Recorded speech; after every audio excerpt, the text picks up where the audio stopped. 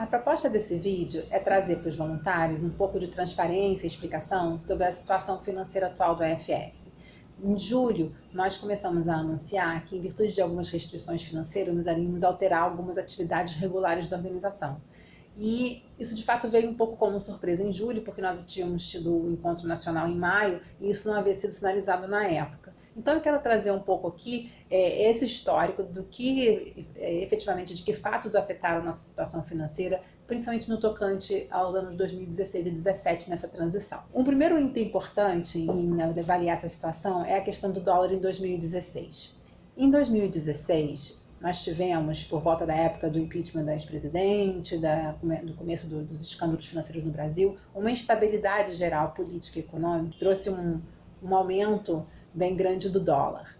O dólar chegou a R$ 4,00. Nesse momento, aqui no AFS, o que nós começamos a fazer foi uma série de remessas para o exterior para nos assegurar que teríamos moeda estrangeira no exterior para cumprir compromissos no exterior. Só o que acontece é, quando a gente enviou esses valores para fora, no momento em que o dólar estava em alta, quando houve uma baixa do dólar, houve aí uma perda financeira, né? Então isso a gente teve que calcular e isso está refletido no balanço de 2016, inclusive foi um dos aspectos que nós ressaltamos na CN, mas é um elemento importante de lembrar nesse histórico para dar um pouco de clareza a essa situação. Então o dólar 2016 foi algo que nos impactou de maneira significativa. Uma outra questão que também nos impactou foi o orçamento e o planejamento do próprio ano de 2016. Houve uma decisão de oferecer descontos promocionais para o envio de 2017, no ano de 2016. Dentro do nosso orçamento, alocamos um valor para esse desconto, mas o valor de fato concedido praticamente dobrou aquilo que tinha sido planejado. E aí, isso trouxe, apesar do nosso crescimento do envio, que nós crescemos 17% no envio de 2016 em relação a 2017, a entrada de recursos, na verdade, ela foi menor. Então, embora a gente tenha tido mais programas, em virtude dos descontos que nós concedemos e em virtude também de outras questões administrativas, da forma que esses recursos foram geridos, a gente teve um net menor do que a gente tinha tido no ano anterior. Então, isso foi impactante. E aí, outras questões, que são questões bastante relacionadas ao momento financeiro e econômico que a gente está atravessando, também impactaram. Na época que chegou o momento dos alunos que foram nos programas de 2017 viajarem, lá para maio, junho, quando começam a ser compradas as passagens aéreas, a crise no Brasil trouxe uma redução significativa da malha aérea e um aumento das passagens aéreas. Acho que isso é uma coisa que a gente, na nossa vida particular, já observou.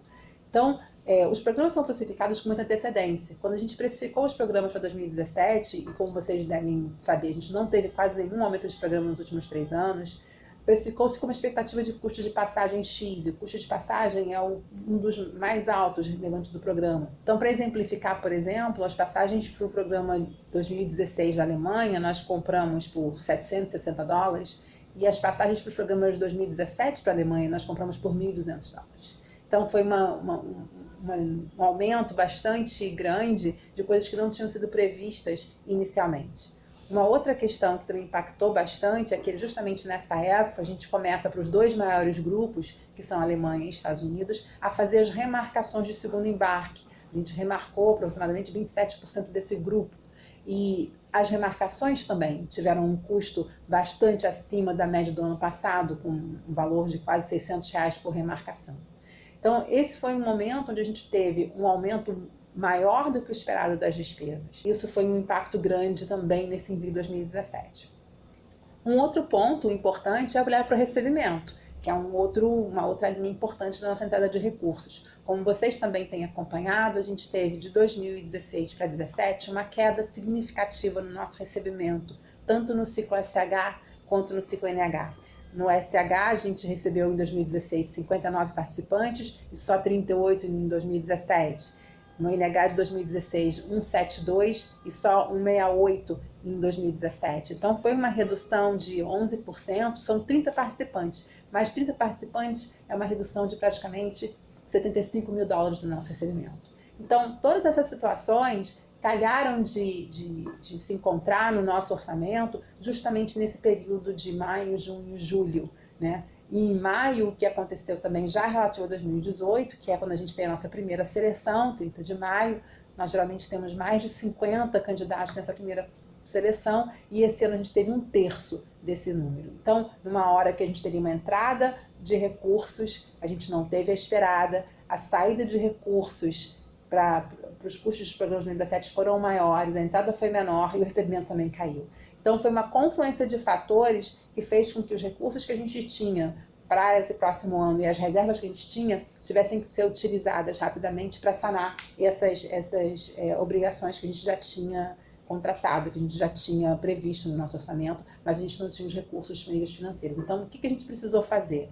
A gente precisou trazer uma redução muito rápida de custos. E por isso a gente quer agradecer a colaboração dos voluntários, que quando a gente conversou sobre a questão dos recursos para ECRs, do cancelamento do CONAV, da mudança da orientação nacional, tudo isso como formas de secar esses gastos acima desses que a gente já tinha alinhado aqui, relativos a programas especificamente.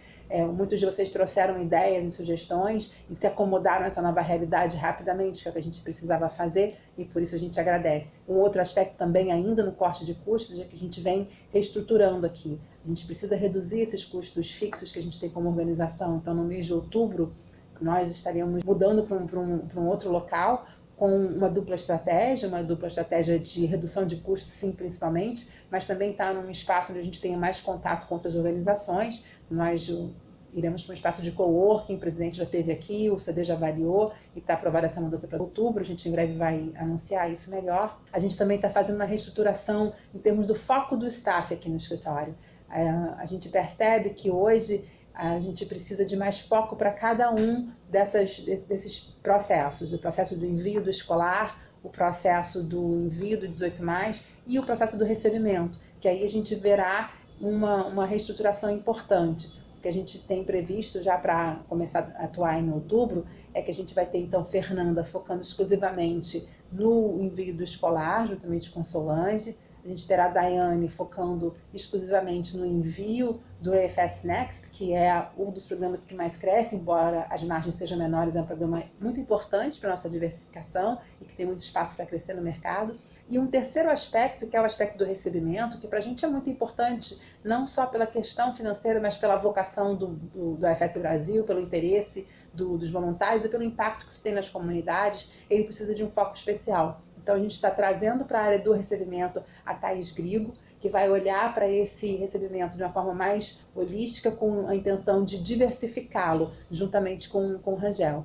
Olhar o recebimento tanto do escolar quanto do 18+, do EFS Next, trazendo aí o que a gente percebe hoje, que o parceiro que envia no programa escolar, mesmo no programa escolar ele quer ter um pouco mais de diversidade, por exemplo, programas escolares mais nas áreas vocacionais, nas escolas técnicas, e os programas de recebimento do 18+, que precisam ser estruturados de uma forma diferente, alguns para parceria com a Alemanha e outros para o público em aberto, mas a gente precisa dar um foco, uma cara e uma estrutura mais forte para o recebimento com um portfólio de programas mais diversificado. Então também essa será uma outra iniciativa que a gente tem aqui. E no papel da gerência de programas, que é o papel que a Ana Paula exerce hoje, como os profissionais que a gente tem na área de programas, tanto no suporte como no envio, no recebimento, são profissionais bastante maduros, ela vai se desprender um pouco mais desse aspecto de supervisão e de operacional e ter uma função mais de abertura de novos mercados para nós. Ela já está trabalhando próximo com alguns comitês que estão abrindo novas frentes em parcerias com escolas locais, com organizações culturais, desenvolvimento de uma customização de programas, que é bem importante, e ela vai dar um foco maior nisso. Com tudo isso, o que a gente precisa pensar? A gente precisa pensar também no aspecto do impacto que a gente tem. A Bianca vai continuar focada na parte de captação de oportunidades, não só para captação de recursos específicos para envio de bolsas, mas de oportunidades de parcerias com instituições e organizações e projetos locais que nos permitam dar mais visibilidade ao impacto que a gente tem localmente como organização. Eu acho que essa é uma oportunidade para a gente viver bastante a realidade do comitê. A gente tem aí, já nesse informativo, vocês devem estar vendo também um anúncio da Semana de Interculturalidade, com várias sugestões de atividades para diversos públicos, para famílias, para professores, para as comunidades onde os comitês estão, e trazer essa vida do comitê, trazer para dentro, para o nosso dia a dia, esse impacto da organização localmente é muito importante nesse momento também, para a gente manter esse aspecto vivo. Então, eu acho que a gente não pode descolar o EFS Brasil de um contexto de nação que a gente tem hoje, um contexto mundial. São tempos turbulentos para muitas organizações. E essa turbulência requer foco, requer fortaleza, requer atenção contínua, e é nesse trabalho que a gente vai se pautar daqui para frente. A partir de outubro, a gente já começa a trabalhar num plano estratégico para 2017 à frente. O nosso presidente já está retornando do encontro mundial, já com a estratégia da rede remontada para um AFS do futuro, que a gente vem trabalhando em grupo já há um tempo, e aí a gente vai ter essa oportunidade conjuntamente de planejar novamente o futuro e avançar em novos pontos nessa que a gente tem chamado do AFS de 60 anos, funcionando como uma startup, com inovação, com crescimento, com foco e bastante forte e focada naquilo que precisa fazer. Então eu queria trazer para vocês um pouco mais desse detalhamento do que aconteceu, que é um pouco da pergunta que a gente ouviu. Foi uma confluência de vários fatores, resgatando aí a questão do dólar 2016, a questão dos programas de envio 2016, do grande aumento de custos para esse envio em 2017, a baixa do recebimento, tudo isso impactando, e a baixa adesão de 2018 até aquele momento, impactando de uma maneira muito significativa os nossos recursos. É bom reportar que hoje o envio 2018 já está tendo uma reação, muito obrigada para aqueles que estão colaborando com esse esforço. A gente já está simplesmente 19% abaixo do que a gente estava no mesmo momento do ano passado, ainda é abaixo, mas a gente já recuperou bastante.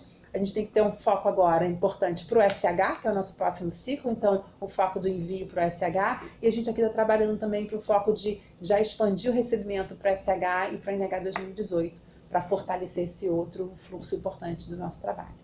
Muito obrigada a todos, espero que vocês aí nas CRs e vocês que estejam aí ouvindo, fiquem muito à vontade também de contribuir com sugestões. O meu e-mail está disponível, que é o andresa.martins@ufs.org, e também o e-mail do CD, que vai ouvir sugestões para esse período agora e para o período do futuro de todo mundo. Se você identificar, e é sempre muito especial a perspectiva de cada um, se na sua realidade você identifica alguma coisa que a gente possa fazer melhor, por favor, entre em contato com a sua sugestão.